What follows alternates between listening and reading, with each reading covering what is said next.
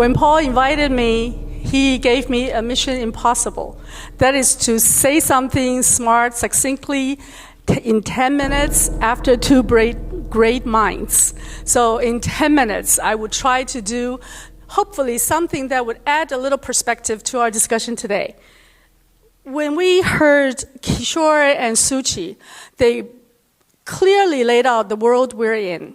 And I'd like to just add another perspective, which is geoeconomic rather than geopolitical. And hopefully that will bring our discussion to a full circle on what we are really observing. So for 10 minutes, I have some quick presentation for you. Next page. Next page. If we look at today, next page and the next page, the 2 pages are, am I to control myself? Who is going to help me? Maybe you can help me, just 10 minutes. If we look at the world today from a 500-mile perspective, there are 2 very clear wars in the world. One involves Europe, another involves the Middle East. Next one. And both will have huge impact, like Kishore was saying, will have huge impact in our world and in the world order. Next page. So let's take a look. In addition to just having a tug-of-war point of view of how US and China are divvying power, let's take a look at a possibility that US-led world order is now at a bifurcation point. There are 2 different forces pulling the world. There are 2 polarizing forces. One is the traditional USA plus, which is geopolitical. You have something like NATO and the old TPP and so on and so forth. Another one is a new emerging force, which is PRC-led, PRC plus, which is primarily geoeconomic. One relies on geopolitical might, another relies on geoeconomic influences, such as the Belt and Road Initiative, and so on and so forth. By definition, when you talk about geopolitical influences, it has to work in a mutually beneficial way. It has to work in consensus. And this new way of looking at the world, 2 different forces polarizing the world, will have a more diverse view on how the world may evolve. So now take a look at the 2024 election. In the United States, you may take Kamala or Trump in terms of their perspectives and how they plan to use government budget. So one would primarily focus on military and security, another would probably focus on social issues and so on and so forth. This morning we heard Kamala said what she intends to spend in terms of building back a middle class. But all of this will also have a huge impact on the already terrible deficit, which is about $35 trillion. And that particular deficit has some components. One is you have huge mandatory spending, Social Security and healthcare. Those are mandatory spending.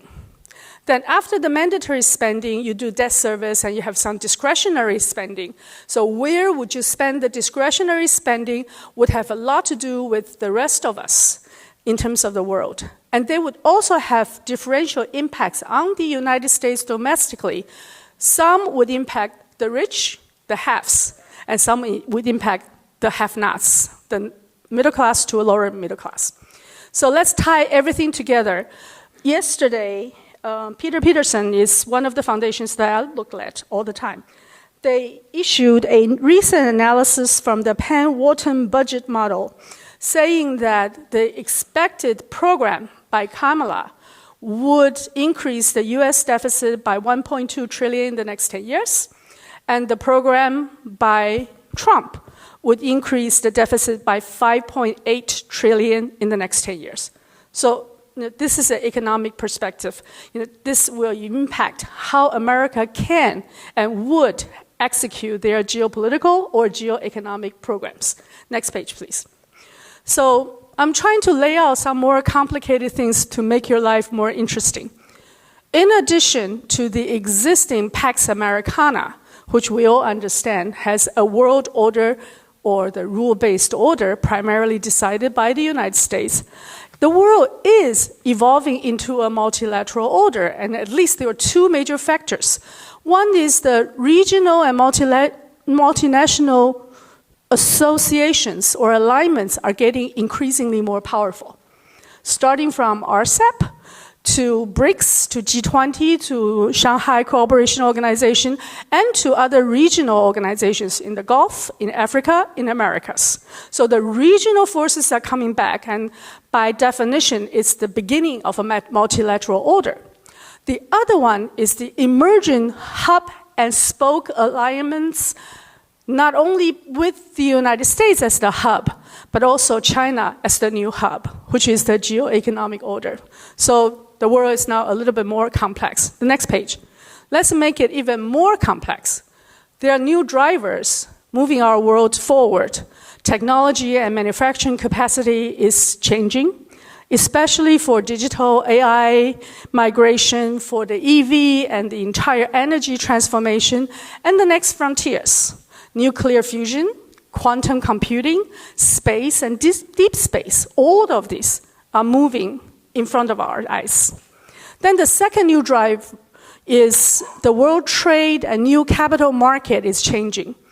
It is increasingly flattened, and with a stronger platform-based economy, especially in the digital side, you would have the value redistribution. By that I mean, when you look at China price, China standard, and China platform, you would gradually have a world in which the resource provider, the manufacturer, and the branding companies, initiatives, will gradually ease and shift the distribution of price and the distribution of value. The last one, very quickly, is you still have huge challenges, the existential challenge to human beings. Global warming or the pandemic all showed us in that new world, the lessons learned from the COVID, is that we need to work together. We cannot be separated. We cannot imagine that we can separate the world and still resolve all these new challenges, the existential challenges to human beings. So next page. But there is a very clear inequality in distribution of wealth and inequality in distribution of value. This is the top 10 companies in the world by market cap. And I also added Tesla, though it's the 11th. In the top 10, you only have Saudi Arabia's Aramco, you have Berkshire Hathaway, and our TSMC in the top 10. So the others are all American-based companies. Next page is even clearer. This is the multiplier effect of Wall Street. I looked at their revenues, their market cap, their price per share, but the most easy telling story is the PE ratio. You look at Apple. The PE ratio is at, well, I can see mine. PE is 34. Microsoft, 35. NVIDIA, 50. Alphabet, 22. Amazon, 42. Meta, 26. All of these companies enjoy huge PE in the capital market, and therefore they continue to be the richest, more wealthiest companies in the world and have the ability to continue to drive our future. Next. However, if you look at the economic, the manufacturing, the exchange of goods and services, while America believes that they can separate the world in giving you tariffs or sanctions, this chart was done by, the next one. This chart was done by economists who calculated the interdependency. The blue one has a over 40% interdependency with China. And China, of course, doesn't have interdependency with itself, so it's yellow. When the United States tried to separate the two worlds, it has to address the symbiosis relationship between US and China, which is almost impossible to break at this time. Next page. Ladies and gentlemen, we have heard two brilliant minds, and I'm trying to just add a little bit of geoeconomic forces currently at work. So my last three questions are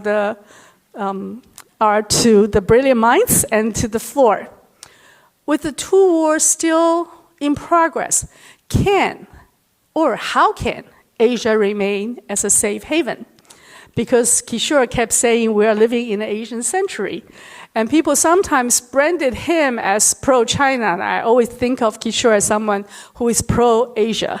And I think that's the best title for you. You believe that we don't have to follow the path of Europe, which now actually lost its autonomy or any hope of autonomy with the Ukrainian war. So can Asia be different? How do we get out of this bind and not be dragged into yet a third front? And would the safe haven different with the Trump perspective, which would be more militarily and security driven, or a Harris administration, even though Harris also showed extremely strong attitudes towards China must not be number one in the world, and they are unanimous in that consensus. The second question is for my own curiosity.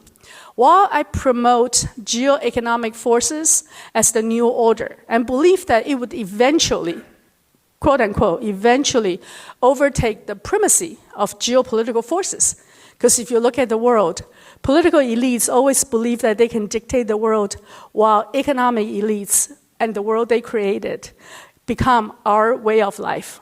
So eventually, geoeconomic order may overtake the primacy of geopolitical order.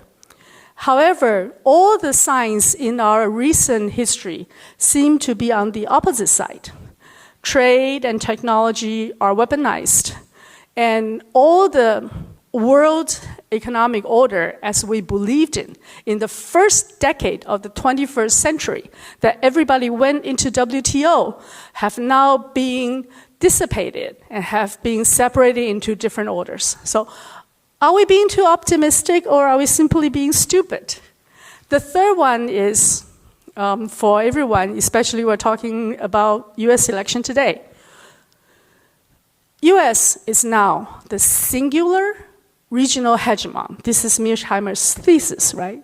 U.S. is a regional hegemon, but there are no other regional hegemon. Or there's no opportunity for other regions to have their regional hegemon. So when U.S. is a singular regional hegemon, will this status last with the Trump or Harris administration? If yes, in what way, shape, or form? If no, when and where will we see the first crack? So with that, let me conclude. Please join me in thanking the two brilliant minds, and we have left them 3 huge questions. Thank you. Thank you. Thank you, Joanna. 朋友都知道我是很挑剔的，防晒乳我选 Chien 皇家呵护抗光清爽高防晒凝露，因为它有媲美蓝光神盾的抓藻植萃，保护我在阳光下延缓肌肤老化，维持青春弹力，可以防御工作环境里的 3C 商品，各种光源对肌肤的伤害，擦起来清爽不黏腻。